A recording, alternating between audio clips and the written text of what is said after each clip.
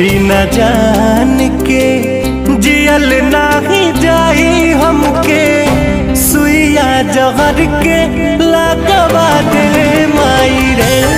बिना जान के जियल नाही जाई हमके सुइया जहर के लगवा दे माई रे।